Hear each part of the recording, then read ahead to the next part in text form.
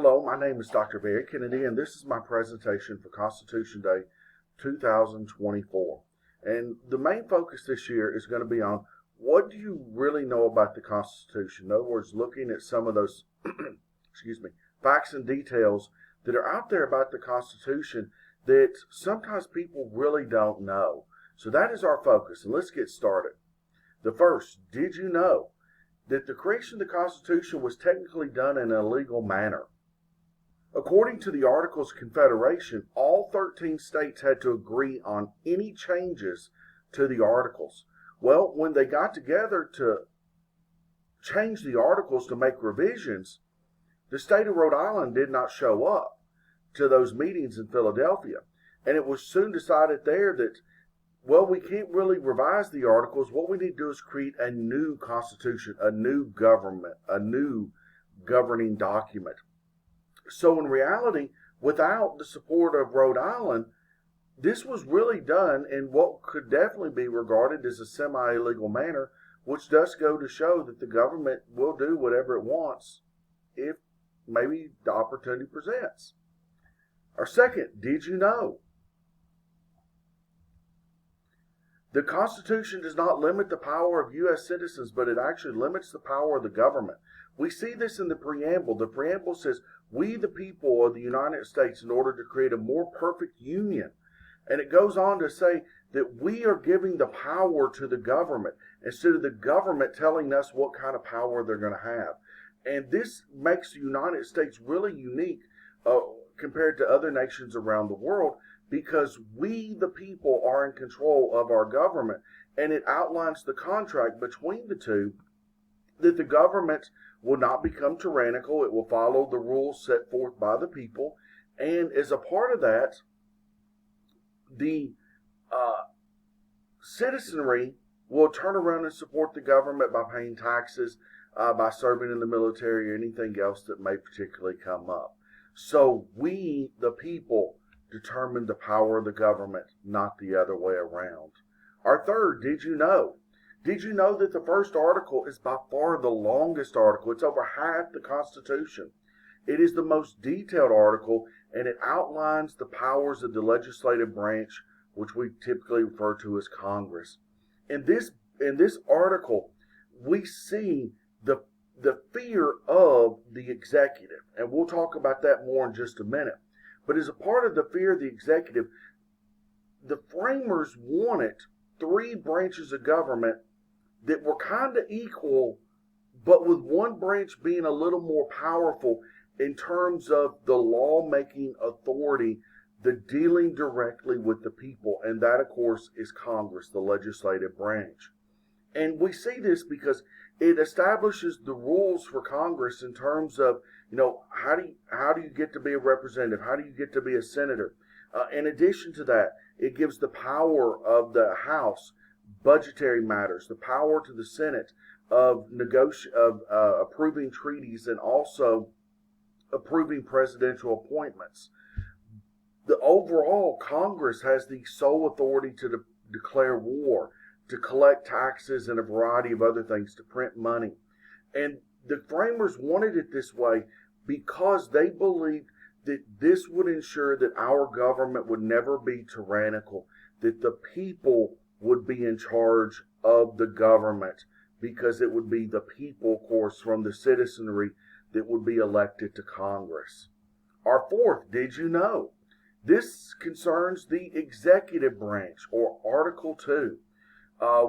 And we see in this branch just how much fear there was by the framers about a chief executive, whether we call it a president or whatever. They thought about in terms of King George III.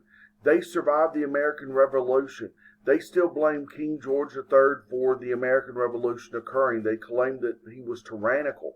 And for that to never happen in our nation, we need to make sure that he is limited in authority and power. And because of that, the president only has just a few functions. Number one, he's commander-in-chief of the military. And I say he up to this point because up to this point there's only been males that have been president. But he's commander-in-chief. Number two, He is the head of the executive branch. He oversees all the cabinet positions and all the departments that relate to the executive branch. Number 3, he's to ensure that the laws that Congress passes are enacted. We see this, that the Attorney General's office, the FBI, and others are within the executive branch of the Constitution under the president's authority. And then finally, the president is our ambassador to the world. He negotiates treaties that, of course, remember, the Senate has to approve. But he meets with foreign dignitaries, and it's through his office, through sometimes the Secretary of State's office, that the negotiation of agreements, whether economic agreements, peace treaties, etc., are negotiated and then, of course, finalized and then ratified by the Senate. Our next, did you know that Article 3 is on the judicial system, and it has the least amount of information about a branch of government? It primarily says that there will be courts, and the head of these courts will, of course, be the Supreme Court. But that's really it. As you look at Article 3, there's not a whole lot of substance there. There's not a whole lot of meat. And this goes to show, again, that the framers wanted Article 1, Congress, to have the most power, the most influence, and then the president to be restricted, and then the courts to balance the other two. And in a lot of ways, they kind of adopted the strategy of, well, we will figure this out as we go on in terms of creating the courts and things that we need, because, of course, those things change over time. Our fifth, did you know that there's only one crime defined in the Constitution? And we find this again in Article 3. This, of course, is treason. According to the Constitution, for someone to be found guilty of treason, it has to be an overt act, not a covert act, but an overt act against the United States that's related to any kind of war or trying to overthrow the government, and there must be 2 witnesses to this act for someone to be charged with treason. If there's only one witness, then the person cannot be charged with treason. So needless to say, treason is the only crime outlined in the Constitution. Our next, did you know, is that the Constitution Convention adjourned in Philadelphia on September the 17th, 1787. Many Americans do not know that the Declaration of Independence, that was, of course, written and ratified by the Second Continental Congress and the Constitution Convention, both met in the same place in the Philadelphia State House, which we now call Independence Hall or Constitution Hall. But it adjourned on September the 17th, 1787. And that is why Constitution Day every year is on September the 7th.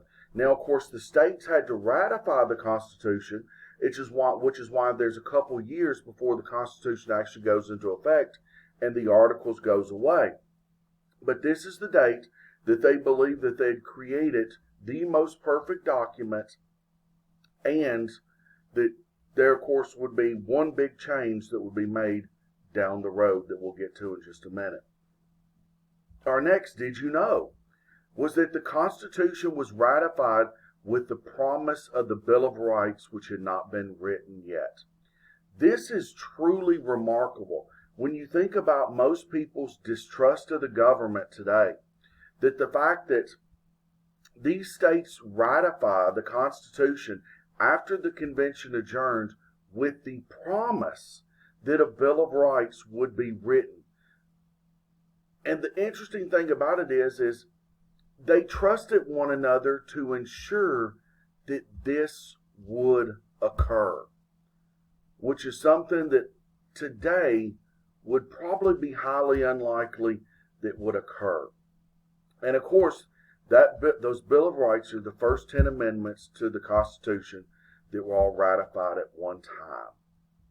Our next, did you know, is that our Constitution was built on the principle of compromise.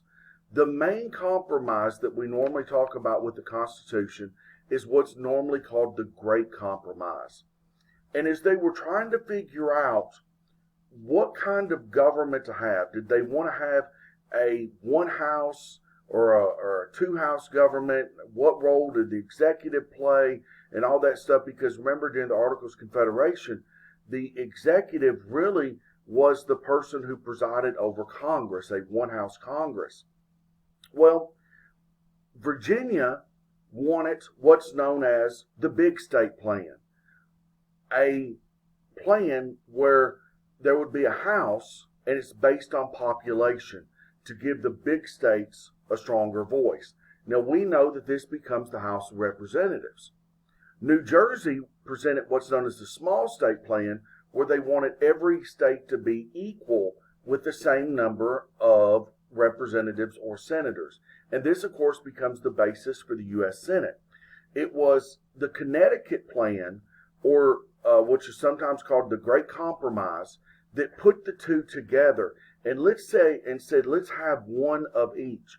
One based on population, the House, and one based on all states are equal, the Senate.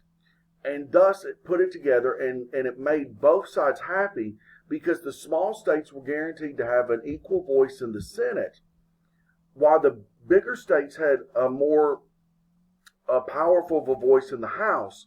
But remember, for a law to get passed, it has to go through both chambers, and then of course the president has to sign it into law, or he or she could then veto it potentially. Is another part of this compromise. We see the creation of the Electoral College. Now, the Electoral College was created for a couple reasons. Number one, were they a little wary of the general American public, the general citizen? Yes, they were. But the real reason why it's created is a part of this big state, small state compromise. And that is, if you do not have the Electoral College, then the big states would always dominate who the president is. There would be no reason for the small states to even vote. For example, in our modern day America, if we went surely based on population, then 5 states would control the presidential election, and there would be no need for anyone else to vote. The 4 of those biggest 5 states are, of course, California, Texas, New York, and Florida. They have almost enough votes by themselves to determine the presidential election. Not quite, but close. So when you look at today that 5 or 6 states could have that much authority, there would be no need for the small states to even vote. So the Electoral College puts a limit on the number of votes a person could get. When we have the presidential election coming up in a couple months here in 2024, we don't have one election. We have 51 elections, one for each state and for Washington, D.C. And then all the numbers are thrown in a great big pot together. But it doesn't matter if you win a state by 1 vote or if you win it by 10 million.